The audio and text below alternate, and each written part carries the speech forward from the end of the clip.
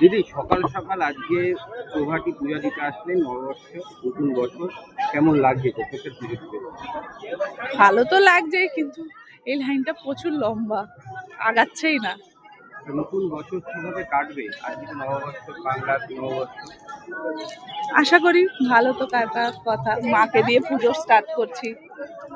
যেমন এবার নববর্ষ শুরু হচ্ছে বাংলার একটা রাজনীতি, 29 তারিখ ভোট। তাহলে এই ভোটের সময় আপনি কি চাইবেন মার কাছে? বাংলার শান্তির জন্য, সুস্থ ভোটের জন্য? যে ভালো হবে দেশের জন্য সেই হবে। সুস্থভাবে, শান্তভাবে ভোট হোক। হ্যাঁ। আপনার নাম আর কোথা থেকে এসেছেন? আমার নাম মৌ রাজবংশী, আমরা দমদম থেকে এসেছি। দেখছি গণেশ আর লক্ষ্মীকে নিয়ে মায়ের মন্দিরে আসছেন প্রভাতীভাবে, কি বলবেন?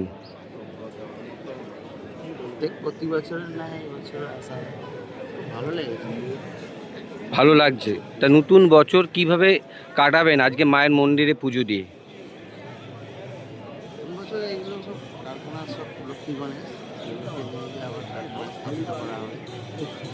যেভাবে জিনিসের দাম বাড়ছে, আজকে মায়ের কাছে কি প্রার্থনা করবেন? আপনি তো ব্যবসা করবেন, তা কি প্রার্থনা করবেন? কি জিনিসের দাম কমানোর ক্ষেত্রে মায়ের কাছে কোনো প্রার্থনা করবেন? না, কোনো প্রার্থনা নেই। রাজ্যটা ভালো করে চলুক, সুস্থ শান্তিতে ভালোভাবে চলুক, সেটাই প্রার্থনা করব, আর কিছু না। আর বাজার দর ওটা তো স্বাভাবিক নিয়মে চলতে থাকবে, ওটা ওঠা ভাড়া করবে। মায়ের কাছে এটাই প্রার্থনা, সবাই যেন ভালো থাকে, শান্তিতে থাকে, সুস্থ থাকে, এইটুকুই। আপনি কোথার থেকে এসেছেন? আমার আসছি শোভাবাজার থেকে এসেছি।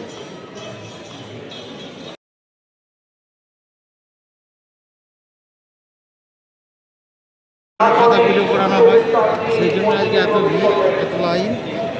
আমরা সেই কারণেই আসছি আজকে মায়ের কাছে পুজো দিতে। মায়ের কাছে কি প্রার্থনা করবেন নতুন নববর্ষে? সারা বছরটা যেন ভালো কাটে, আজকে মাসের প্রথম দিন আমাদের বাংলা মাসে। মার কাছে একটাই প্রার্থনা করবো যে আমার দিনটা খুব ভালো কাটে, নতুন বছর শুভকামনা যেন আমরা পাই।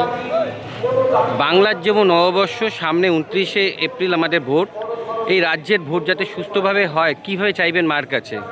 কীভাবে চাইবো বলতে, দেখুন রাজনীতির ব্যাপারটা এখানে বলার ঠিক হবে না জানি না, তো আমি একটা জিনিস চাইবো, রাজনীতির মতোই হোক, স্বচ্ছ সচলভাবে ভোটটা হোক, যাতে মানুষ ভালোভাবে ভোট দিতে পারে, এটাই চাইবো। মানে মায়ের কাছে সুস্থ কামনা করবেন। হ্যাঁ হ্যাঁ, ঠিক। আপনার নাম, কোথা থেকে এসেছেন? আমি শ্রীমতী আসছি, আমার নাম অনুময় আদর।